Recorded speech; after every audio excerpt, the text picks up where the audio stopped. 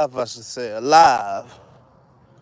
I hope you didn't pick up that turtle thing, Sugar. No, it was a dead turtle, and she picked it up last time. There's a pond in the back area. Now let's talk for a minute. I did a live the other day. I didn't post it yet. We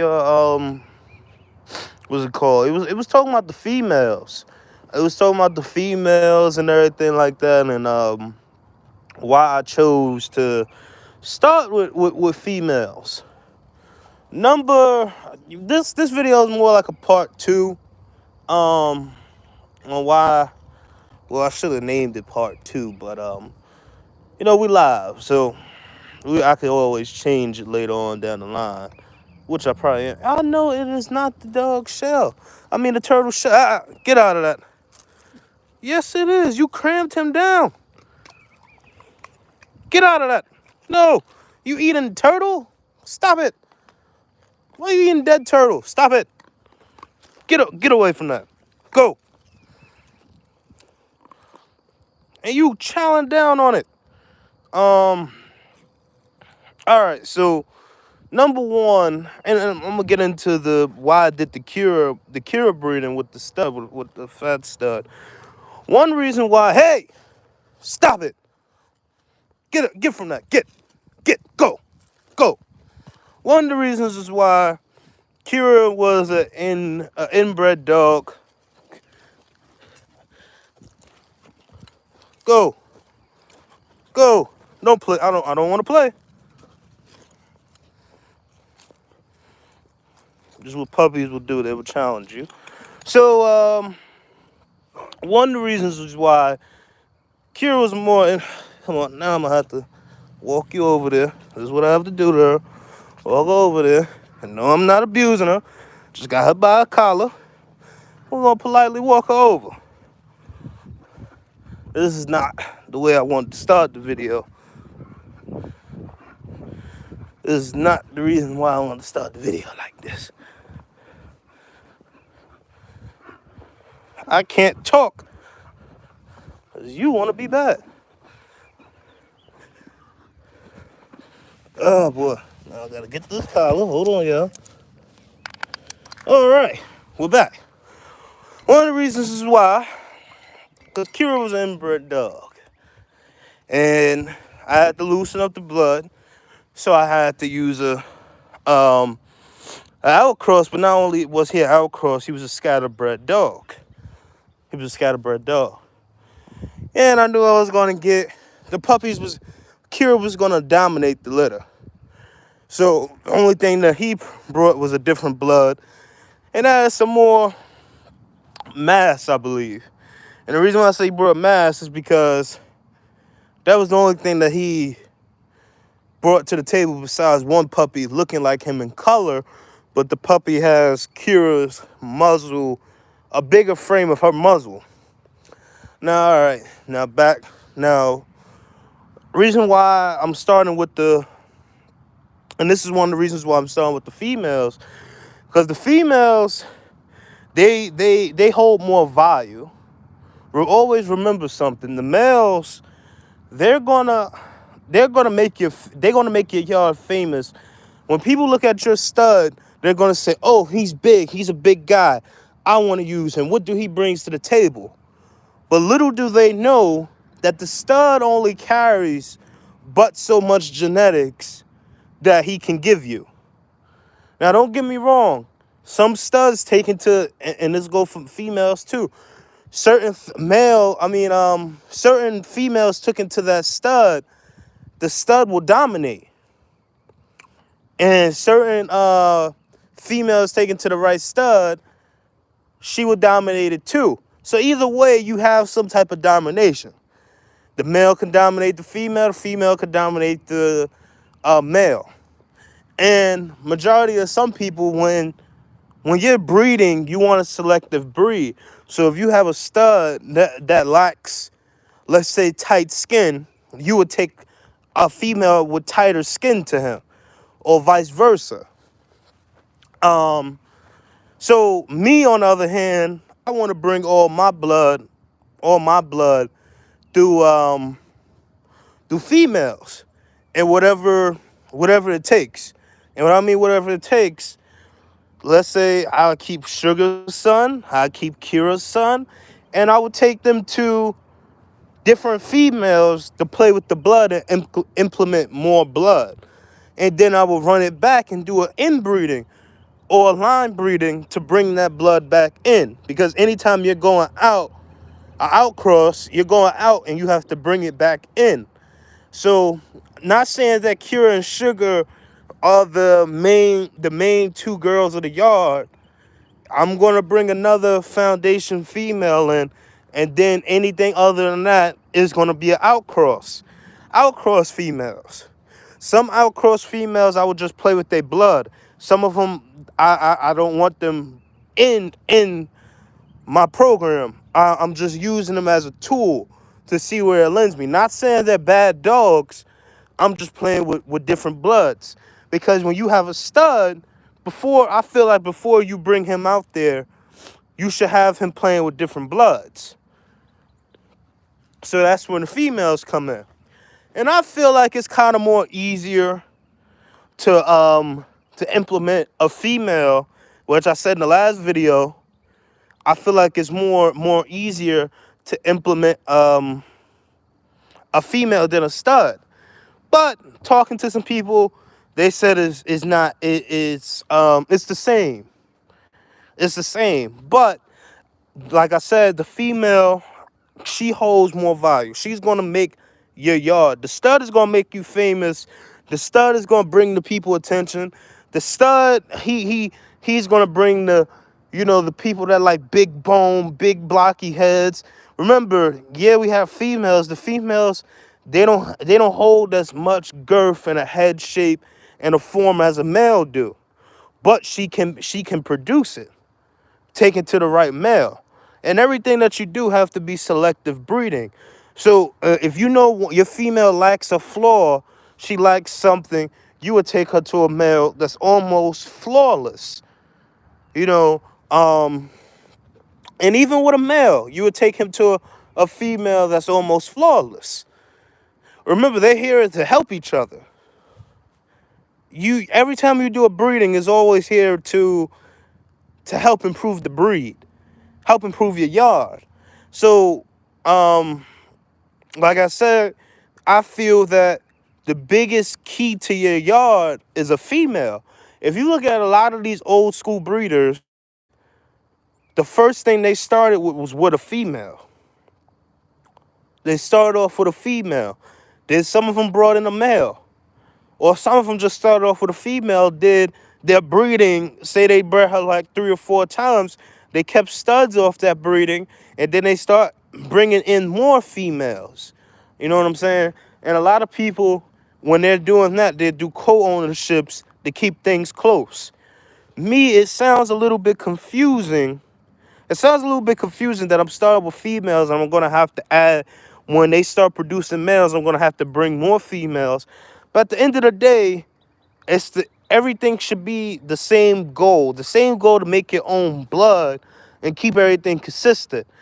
When you're doing that, you still got to inbreed, line breed, outcross. You still have to do that. And what I'm trying to do here is, let's say I take Kira's son to a Sugar's daughter. Then after that, I'll take Kira's son to a Sugar's daughter, and then I have an option of taking that puppy back to its half sister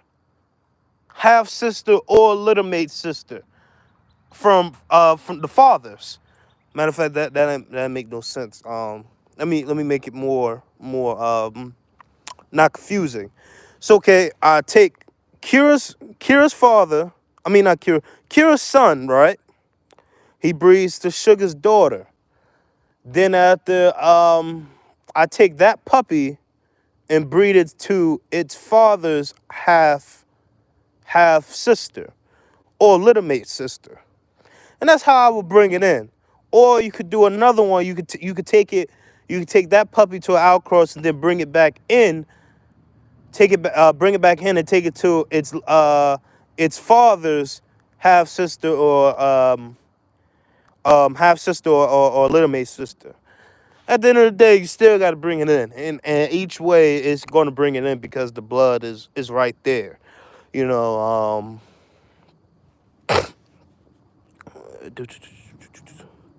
Then you could do, or let's say I don't own Sugar's. Say if I don't own Sugar's sister, I could take Kira's son. Matter of fact, let me stop using Kira's son.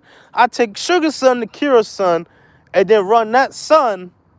I run that son to Sugar's, let's say, little mate's sister, or her half sister.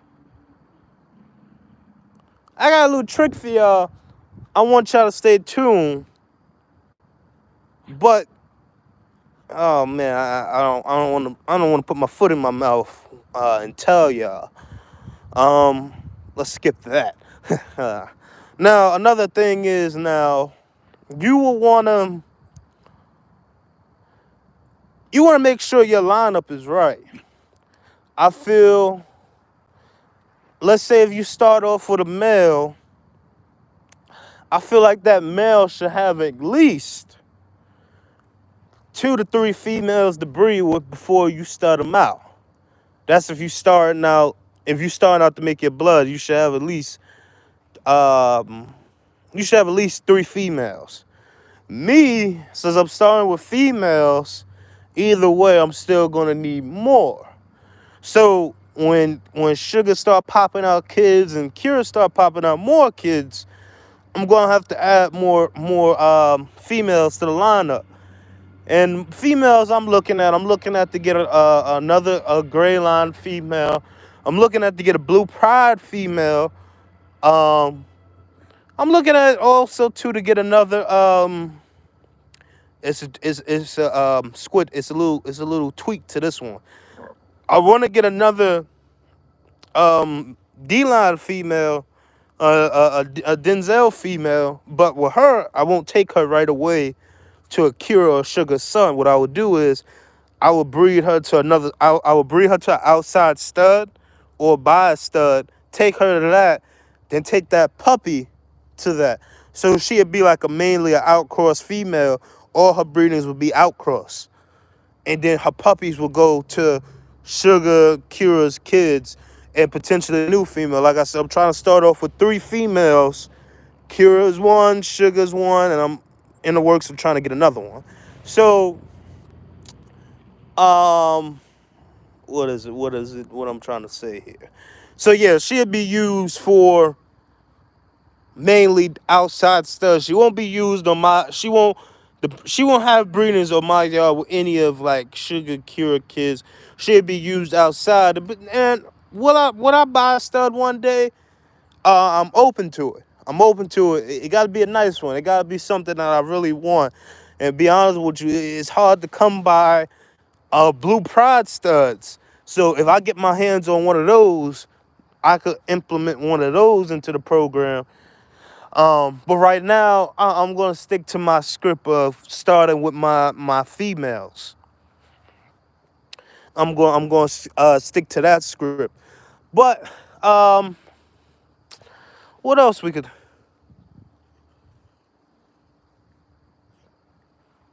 So if we start out with a male, he should do an in-house breeding or out. When you starting off with your own stud and you buy him, you should start off with your own in-house breedings with him.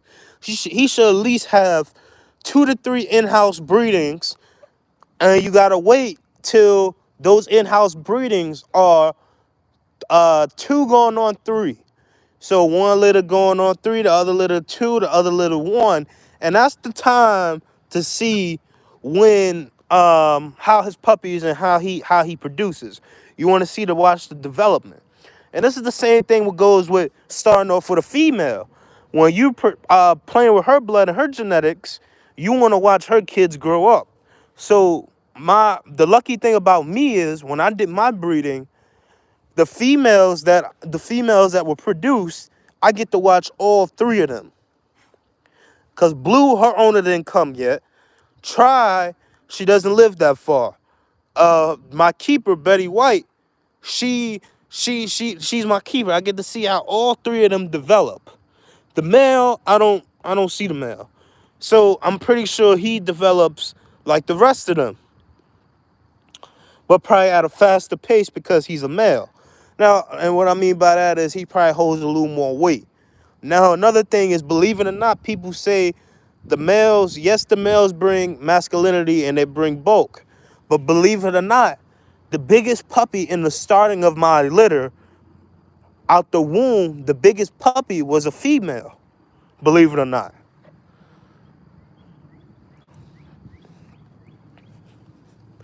And that goes with a female too. Whatever you start off with, you want to breed them, keep everything.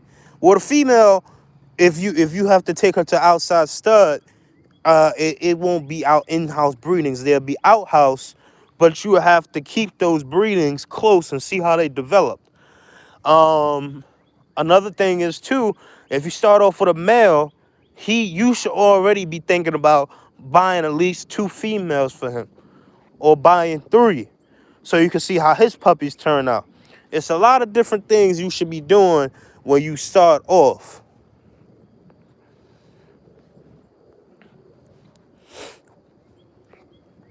Um, like me on my, like me on like me, I wanted to believe it or not, my plans went south. They took a turn. I was supposed to be starting off with a Kira, and I was supposed to be starting off with her aunt, a puppy that was her aunt, but that didn't go the right. It didn't go the direction. So I had to bring in a different blood with Sugar, and then we're gonna do it like that. But if I would have did the aunt, I would have still had to implement Sugar, because it was, even though it's different bloods, she was still related by the grandmother. She was still related by the grandmother, and that plays a huge part. I would have still had to implement Sugar. I'm glad that situation went south. I'm glad it did, and I'm glad I got Sugar. And with her, she has 2 breeders lined up. Kira has one more lined up. We're looking for another stud for her third one. And when we do that, we'll be keeping males from the second breeding of Kira's, 2 of them. Sugar breedings, we'll be keeping one breeding. We'll be keeping a male, 2 males, I believe, and the next breeding we'll be keeping off the second sugar breed. We'll be keeping a female. We'll be keeping a female, and then we'll have to keep on adding more females. So believe it or not, I'm gonna have studs. I might potentially add another stud along the way, depending on how everything goes. I'm gonna add another stud, but right now it's adding more females. I'm bringing in the blood by the females.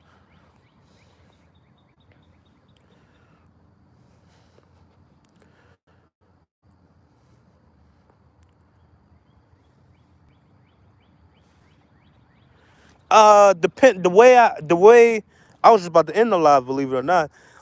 So can you run Sugar's son back to Kira with the blood that I'm bringing back? The blood that I'm bringing to Kira, I mean to Sugar, I won't be able to do that because of how many times he has that one dog in his pedigree. So with Sugar Sons, I'm gonna have to implement anyway another female, or I could take Sugar's son to Akira's daughter, but it still will be tight.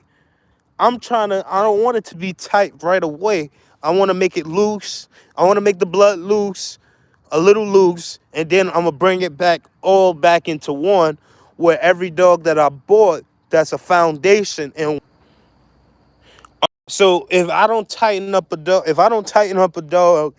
in my pedigree, that means I was using it as an outcross, and it's for the public. A lot of breedings that I'll be doing with certain females would be for the public, good blood and everything, good blood, and I will keep something off them breedings. But it's a lot of breedings I have to play. It's a lot of different bloods I have to play with my studs to see what they produce with different bloods. So when it's time for them to go out to the public and opening them up for stud, I can already know what they do with that blood, and I could give the people an idea what that blood does with my blood.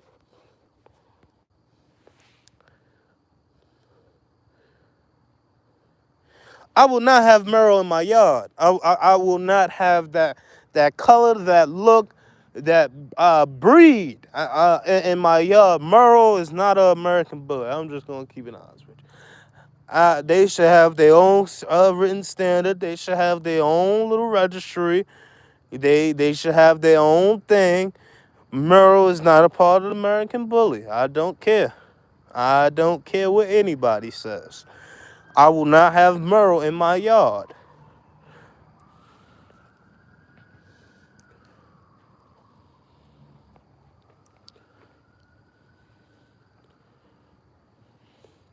But other than that, like I said, it's I will have to bring in more females with my studs when I finally get to bring my studs to each other, their kids to each other.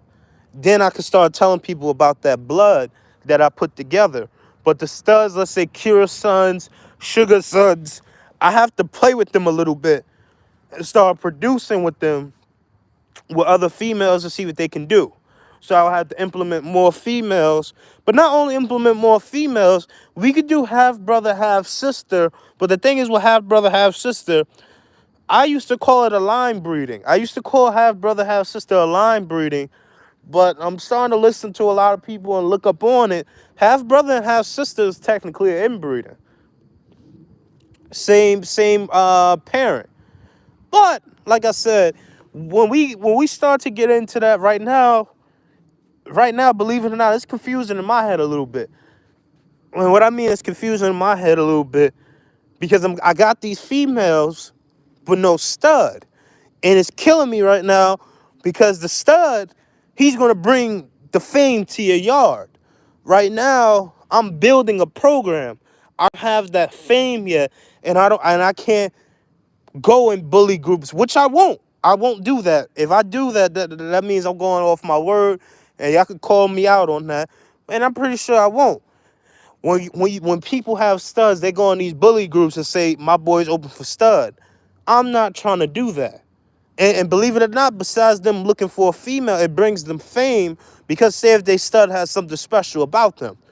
My thing is, my way of marketing for a stud, it would have him be breeding, making videos on him, walking him out in public, and showing people what he can do. You know, and bully groups, I will post him, but I won't be saying he's open for stud or anything like that. I guarantee you the first 3 years of my stud's life or 4 years of his life, I will turn you down the heartbeat and tell you he's not open for stud. And that's because he has females to breed with. He has in-house breedings to do before we open him up. Before we open him up, he has work to do. He has work to do on my yard. Not on anybody else's yard. He has work to do on my yard.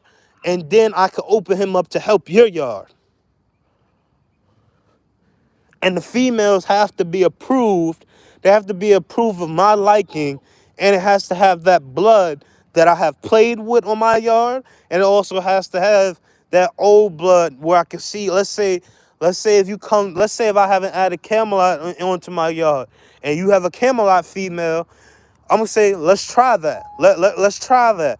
And I could probably, maybe I can't give you an idea, but I'm going to look through that female's pedigree. I'm going to look at the dogs, do my research, and I'm going to probably tell you, maybe he'll produce like this, or if she's tightly bred or some, or heavy line bred, I could be like, oh, she's gonna do her thing. She's gonna reproduce herself in that breeding.